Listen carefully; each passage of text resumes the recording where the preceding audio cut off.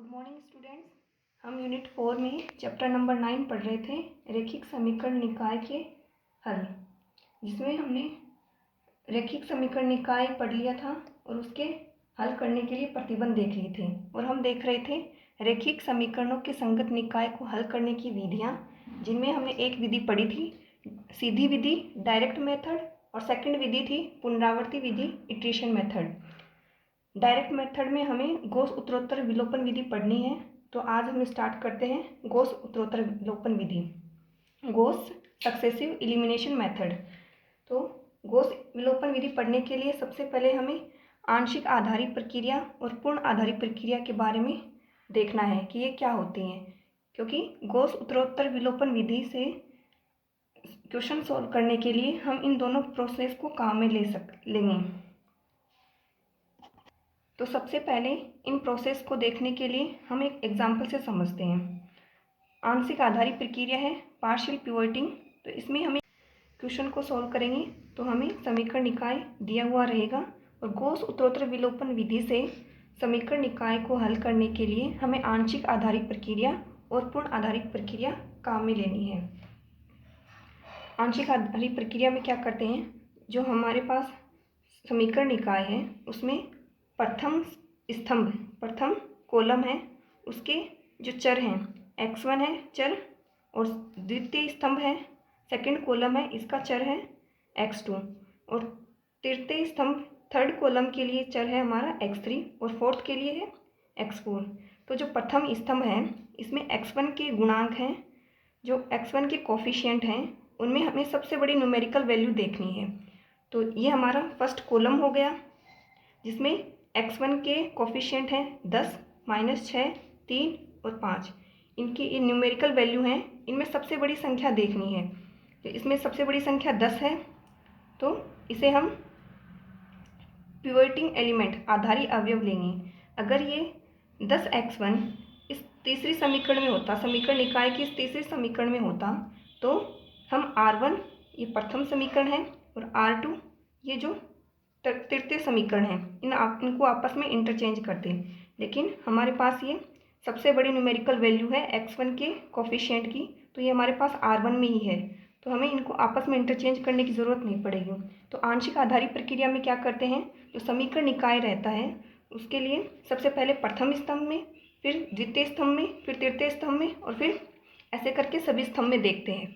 तो इसमें प्रथम स्तंभ के x1 चर हैं, उसके गुणांकों को देखते हैं, और x1 के गुणांक हैं उनमें सबसे बड़ी संख्यात्मक वैल्यू को देखते हैं, और जो सबसे बड़ी संख्यात्मक वैल्यू होती है उसे हम पिवोटिंग एलिमेंट आधारी अवयव लेते हैं, और जिसे हम आधारी अवयव लेते हैं उससे उस समीकरण को भाग देते हैं।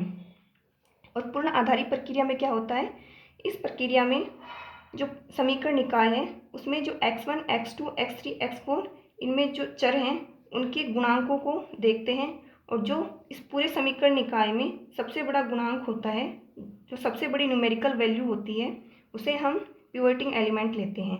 जैसे इस समीकरण निकाय में सबसे बड़ी न्यूमेरिकल वैल्यू है 11, तो पूर्ण आधारित प्रक्रिया में इसे C4 कॉलम है ये हमारा, तो इसे C1 में लेके आएंगे। तो यहाँ से 11x4 है, ये 3x1 की जगह आएगा, यानी कि हम C4 कॉलम को C1 में इंटरचेंज करेंगे, तो ये 11x4 3x1 की जगह आएगा, और 3x1 इस 11x4 की जगह चला जाएगा। फिर हमें पिवोटिंग एलिमेंट लेने के लिए हम क्या करते हैं, जो एलिमेंट लेते हैं वो हमारा प्रथम समीकरण में होना चाहिए, यानी कि हमारे पास R1 में होना चाहिए। तो ये जो पूरी इक्वेशन रहेगी इसको हम फर्स्ट रो बनाएंगे, यानी कि R1 और ये है R3, इन दोनों को आपस में इंटरचेंज करेंगे। आंशिक आधारित प्रक्रिया में सिर्फ अगर ये 10x1 है, ये यहाँ होता थर्ड समीकरण में या फोर्थ समीकरण में, तब हमें आपस में R1 या R3 को या R1 या R4 को इंटरचेंज कर लेते हैं। लेकिन पूर्ण आधारित प्रक्रिया में जब हम पिवोटिंग एलिमेंट लेते हैं, आपस में रोज और कॉलम को इंटरचेंज करते हैं, तो जो हमारे पास अज्ञात चर होते हैं, जो x1, x2, x3, x4 अज्ञात चर हैं, इनकी भी स्थिति आपस में बदल जाती है। हमें क्वेश्चन में दिया हुआ रहेगा कि हमें आंशिक आधारित प्रक्रिया या पूर्ण आधारित प्रक्रिया से क्वेश्चन को सॉल्व करना है, लेकिन हमारे सिलेबस में सिर्फ पार्शियल पिवोटिंग आंशिक आधारित प्रक्रिया से ही क्वेश्चन को सॉल्व करना है। तो आगे इनकी हम डेफिनेशन देख रहे हैं, फिर क्वेश्चन सॉल्व करते हैं। आंशिक आधारित प्रक्रिया पार्शियल पिवोटिंग। डेफिनेशन है, इस प्रक्रिया में समीकरण निकाय के आइवे स्तंभ या कॉलम के चरों xi जो x1 x2 and so on xn रहेंगे के गुणांकों का संख्यात्मक मान बड़ी संख्या जिस समीकरण में हो इससे आईवी समीकरण को परस्पर बदलकर इंटरचेंज करके गॉस विलोपन प्रक्रिया से हल करते हैं। जो हमने स्तंभ के लिए देखे थे, जो सबसे बड़ी न्यूमेरिकल वैल्यू होगी उसे हमें प्रथम समीकरण में रखना है। यह आंशिक आधारी प्रक्रिया है। नोट, सबसे बड़े संख्यात्मक मान को आधारी अवयव या पिवोटिंग एलिमेंट लेते हैं तथा उसे निकाय के प्रथम समीकरण जिसे प्रथम पंक्ति तथा प्रथम स्तंभ में रखते हैं। ये जो प्रथम समीकरण है यानी कि पिवोटिंग एलिमेंट है, उसको हम निकाय की प्रथम समीकरण में रखेंगे। मतलब कि उसे प्रथम रो में, फर्स्ट रो में रखना है और फर्स्ट कॉलम में रखना है, यानी कि यहाँ पे रखना है। ठीक है, तो पार्शियल पिवोटिंग एलिमेंट किसको लेंगे? जो समीकरण निकाय हैं उनमें स्तंभ हैं उनको देखेंगे और उस हिसाब से हम जो सबसे बड़ी न्यूमेरिकल वैल्यू होगी, जो x1 का गुणांक है, उसको लेंगे और सबसे बड़े संख्यात्मक मान को आधारी अवयव पिवोटिंग एलिमेंट लेते हैं तथा उसे निकाय के प्रथम समीकरण तथा प्रथम पंक्ति या प्रथम स्तंभ में रखते हैं तथा पूरी पंक्ति यानी कि जो पूरी रो है जिसमें हमने पिवोटिंग एलिमेंट लिया है में उस संख्या जो पिवोटिंग एलिमेंट है से भाग करते हैं। जैसे हम 10 को पिवोटिंग एलिमेंट ले रहे हैं, आधारी अवयव ले रहे हैं, तो इस समीकरण है जो ये प्रथम समीकरण है, इससे इसमें 10 का भाग देंगे तो ये गुणांक है x1 बनेगा, यहाँ माइनस के साथ अपॉन 10 हो जाएगा, प्लस 3/10 हो जाएगा। ऐसे पूरी समीकरण को 10 से डिवाइड करेंगे। नेक्स्ट है पूर्ण आधारित प्रक्रिया कंप्लीट पिवोटिंग। इस प्रक्रिया में निकाय में सबसे बड़े संख्यात्मक मान को आधारी अवयव पिवोटिंग एलिमेंट लेते हैं जिससे पंक्तियों, रोज व स्तंभों यानी कि कॉलम्स को परस्पर इंटरचेंज करते हैं। जैसे हमने यहाँ 11 को पिवोटिंग एलिमेंट लेंगे तो ये आपस में x1 x4 इंटरचेंज होंगे, फिर रो को इंटरचेंज करेंगे और अज्ञात चरों की स्थिति बदल जाती है। अब क्वेश्चन सॉल्व करके देखते हैं। फर्स्ट क्वेश्चन है हमारा, गॉस विलोपन विधि से हल कीजिए। इसमें हमें दिया हुआ नहीं है कि इसे आंशिक आधारी प्रक्रिया से सॉल्व करना है या पूर्ण आधारी प्रक्रिया से। तो अगर क्वेश्चन में गिवन नहीं है तो हम आंशिक आधारी प्रक्रिया से सॉल्व करेंगे और हमारे सिलेबस में भी यही है। हमें समीकरण निकाय दिया हुआ है जिसमें 4 समीकरण हैं, x1 x2 x3 x4 अज्ञात चर दिए हुए हैं। तो हमारे समीकरण है, प्रथम समीकरण है 10x1 - 7x2 + 3x3 + 5x4 = 6। ये हमारी R1 रहेगी। माइनस के 6x1 + 8x2 - x3 - 4x4 = 5, ये हमारी R2 रहेगी। 3x1 + x2 + 4x3 + 11x4 = 2, ये हमारी R3 रहेगी। 5x1 - 9x2 - 2x3 + 4x4 = 7, ये हमारी R4 इक्वेशन रहेगी। सबसे पहले हम क्या करेंगे, हमें आंशिक आधारी प्रक्रिया से पार्शियल पिवोटिंग प्रोसेस से हमें इसको सॉल्व करना है। तो सबसे पहले हम ये देखेंगे कि प्रथम स्तंभ है, जो हमारा ये प्रथम स्तंभ है, इसमें सबसे बड़ी न्यूमेरिकल वैल्यू क्या है? x1 के कोफिशिएंट की न्यूमेरिकल वैल्यू सबसे बड़ी कौन सी है? 10x1। तो 10 को हम क्या लेंगे? आधारी अवयव पिवोटिंग एलिमेंट लेंगे। तो जिसको हम आधारी अवयव लेते हैं उसका उस समीकरण में भाग देते हैं। तो इस 10 का पूरी समीकरण में भाग देंगे। तो हम क्वेश्चन को सॉल्व करते हैं। चूँकि प्रथम समीकरण में x1 के गुणांक का सबसे बड़ा संख्यात्मक मान 10 था, जो कि प्रथम समीकरण में है, तो इसलिए हमें इक्वेशन को आपस में इंटरचेंज करने की ज़रूरत नहीं पड़ेगी। अतः 10 को आधारी अवयव लेंगे। तो हमने जो प्रथम समीकरण थी उसमें 10 का भाग दे दिया है, तो ये बनेगा x1 - 0.7x2 + 0.3x3 + 0.5x4 = 0.6। अब बाकी जो इक्वेशन थी हमारी उनको एज इट इज़ लिख दिया है और इसे हमने इक्वेशन नंबर 1 दे दिया है। अब गॉस विलोपन विधि है, उसमें क्या करते हैं, जो प्रथम समीकरण है R1 उसमें x1 रहता है, उसका कोफिशिएंट 1 होना चाहिए। सेकंड इक्वेशन है R2 उसमें x2 है, उसका कोफिशिएंट 1 होना चाहिए। और थर्ड इक्वेशन R3 है, उसमें x3 का कोफिशिएंट 1 होना चाहिए। और फोर्थ इक्वेशन है R4 उसमें x4 का कोफिशिएंट 1 होना चाहिए। और जो बाकी इनके नीचे जो ये वेरिएबल रहते हैं ये ज़ीरो होने चाहिए। तो यहाँ जो फर्स्ट इक्वेशन में इसका कोफिशिएंट 1 आ गया और बाकी को हमें इनको ज़ीरो बनाना है, यानी कि x1 है इनके कोफिशिएंट को हमें ज़ीरो बनाना है। फिर जो सेकंड इक्वेशन रहेगी इसमें इसके जो नीचे वेरिएबल्स आ रहे हैं इनको हमें ज़ीरो करना है। फिर थर्ड इक्वेशन है उसमें x3 का कोफिशिएंट 1 होना चाहिए, तो इसके लिए हम ज़ीरो करेंगे।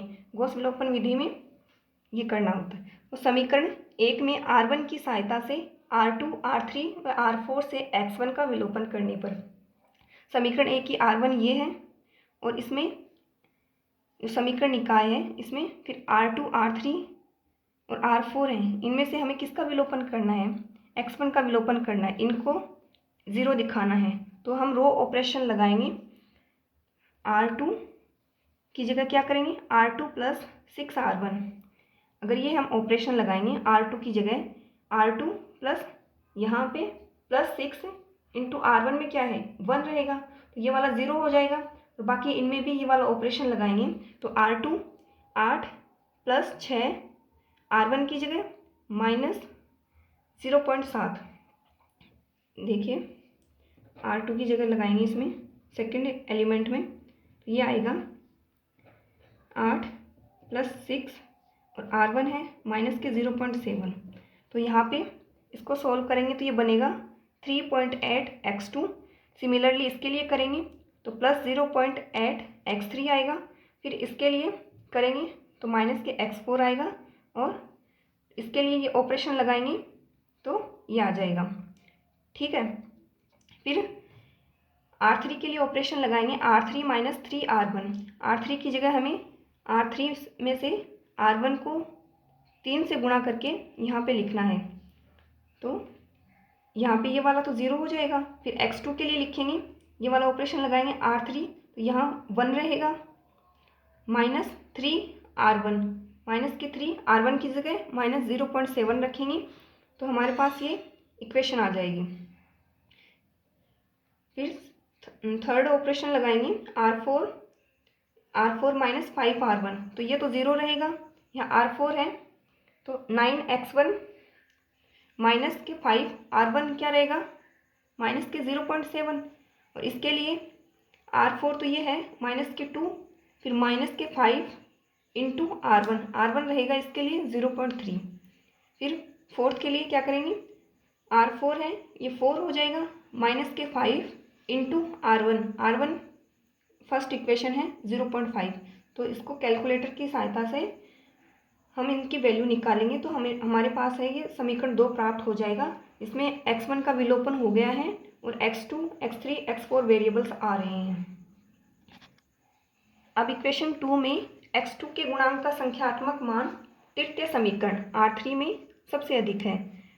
x2 का गुणांक है इसमें 3.8, 3.1 और हमें माइनस को नहीं देखना है, ओनली न्यूमेरिकल वैल्यू देखनी है। तो 5.5 ये सबसे बड़ी वैल्यू है, तो इसे हम पिवोटिंग एलिमेंट लेंगे। पिवोटिंग एलिमेंट लेने के लिए जो एलिमेंट लेते हैं उसे फर्स्ट रो और फर्स्ट कॉलम में रखते हैं, यानी कि इसे हम यहाँ लेके जाएंगे, यानी कि हम R1 को और R3 को इंटरचेंज करेंगे।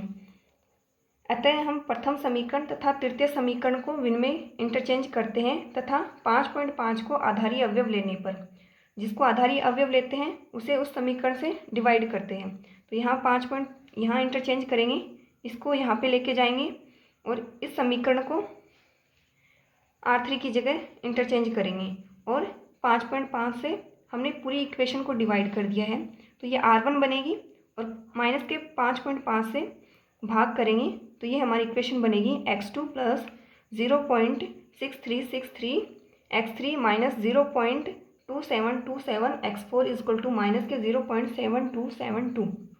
और सेकंड रो है ये हमारी एज इट इज़ रहेगी और थर्ड वाली है वो जो हमारी R1 थी उनको लिख दिया है और हमारे पास इक्वेशन नंबर आ गई थर्ड। अब क्या करेंगे, हमें इसका गुणांक 1 हो गया है, अब इनको हमें 0 दिखाना है, तो इसके लिए हम रो ऑपरेशन लगाएंगे। तो समीकरण 3 में R1 की सहायता से R2 और R3 से X2 का विलोपन करने पर, और X2 और X3 का R2 और R3 से X2 का विलोपन कैसे होगा, जब हम ऑपरेशन लगाएंगे R2 की जगह R2 माइनस 3.1 R1 हमारी ये है, ये R2 है और ये हमारी R3 है।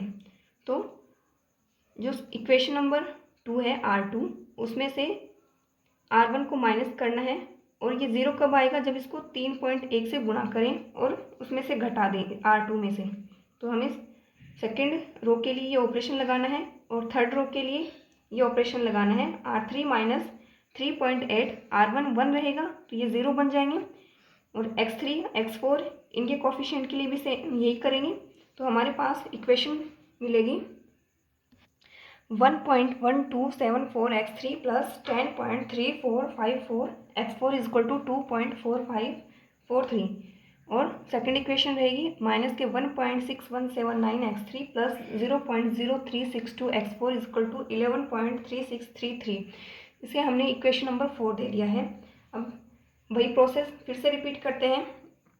समीकरण 4 में X3 के गुणांक का संख्यात्मक मान R2 में अधिक है, तो ये जो हमारा कॉलम है इसमें न्यूमेरिकल वैल्यू इस कोफिशिएंट की ज़्यादा है, तो इसे हम पॉइंटिंग एलिमेंट लेंगे, और पॉइंटिंग एलिमेंट लेने के लिए फर्स्ट ये एलिमेंट है ये फर्स्ट रो और फर्स्ट कॉलम में होना चाहिए।